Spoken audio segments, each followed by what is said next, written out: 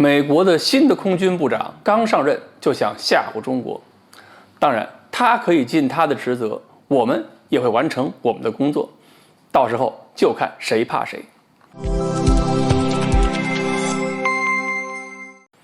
各位网友，大家好，我是周小飞。美国新任的空军部长弗兰克·肯德尔一上来就着急抬举中国，当然他那个抬举呢，不是真的友好，是带着对抗姿态的。肯德尔以前在五角大楼干的这工作是采购主管嘛，这个主管的位置呢，实际上要求他必须熟悉一下军事技术，否则的话他怎么知道买什么呢？所以呢，这位主管大人一改行去当了空军部长，就开始琢磨他的两个本行要用起来，一个是怎么花钱，二是技术他还比较熟悉，就要琢磨空军2023年这个财年计划里边，他在采购项目中有什么可以调整的。肯德尔在8月13日的独家采访中告诉了国防新闻，说呢，他们搞这个目标调整去调整这个采购计划，应该是部署能够吓唬中国的那种跨越式的武器，但是要做到这一点，就必须付出短期代价，比如说该放弃的一定要放弃，该淘汰的一定要淘汰。现在美国空军机队里边这么多老旧飞机，消耗这么多维护保养成本，实在太亏。但是他还抱怨说，我想把这些飞机淘汰了，但是国会不让。国会要是不让空军淘汰旧飞机，那我就腾不出更多资源，没有资源去压制中国空军这个项目，怎么去实现？另一方面呢，他自称一直以来痴迷于对中国研究，已经很长时间了。他觉得中国的行动发展速度比美国预期的要快。所以他说，美国空军还有很多工作急着要做，比如说 F-35要升级，要升到 Block 4版本，比如说 B-21要进入生产，还有说什么计算机的运算能力人工智能这些都必须快速发展，才能对中国构成威胁。至于说还有些更先进的东西藏在后面，还不能公开讨论，反正都得要钱。问题就在于国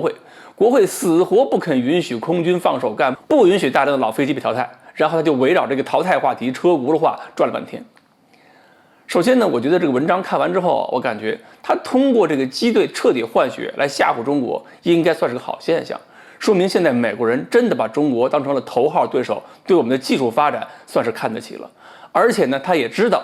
美国空军现在的机队已经是难堪重任，面对中国快速发展的空军，尤其像歼20这样的美国现有的这个技术好像应付起来越来越难的。他这么看得起中国，确实很给面子，而且大家也通过这么多年中国自己的发展也能看得出来，我们在隐身飞机无人飞机人工智能领域发展不比美国人慢呢。所以肯德尔的这个话不是在捧杀，还算是比较符合现实情况。而且呢，作为美国空军部长，在其位谋其政，操心焦虑也是分内的事情。至于说吓唬中国，他爱怎么说，我们都可以随他的便。咱们的媒体呢，也不用着急，也不用发狠，也不用骂人家。毕竟呢，从他这篇文章里边来看，核心的情绪还真不是耀武扬威，我感觉更多的还是焦虑。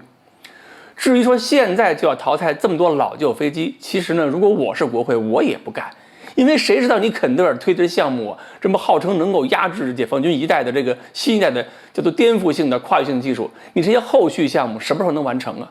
关键你自己都说中国发展太快，那么你这个新项目完成之后，你怎么保证你还能够领先中国一代？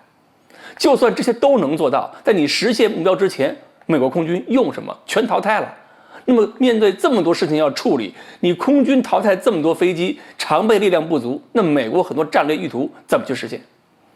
所以呢，我们看到美国空军部长这番大话，可能在国会面前还是要碰壁。然后再看他的观点和面临的困难，只能觉得他是一个尽职的军人，只不过运气实在是不比以前了。想当年美国财大气粗的时候，想造什么就造什么，想用什么用什么，自个儿的飞机可以很快淘汰，很快更新。那时候趾高气扬，都不说吓唬中国，因为都没把中国放在眼里。不过既然部长大人尽职尽责，想到了要吓唬中国的问题，那么解放军也一定会配合。反正历史就是这样，总有一方想获得技术优势，另一方呢想反超越。既然中国和美国暂时走不出这种竞争的规律，那我们就只能顺应这种竞争，去和美国比一比，谁的发展更快。最后谁能吓唬谁，能吓唬多久，也不是美国单方面就能说了算。好，关于美国空军这位肯德尔新部长想怎么吓唬中国，我们也想好好看一看。欢迎大家继续关注我们的栏目，我们下期再见。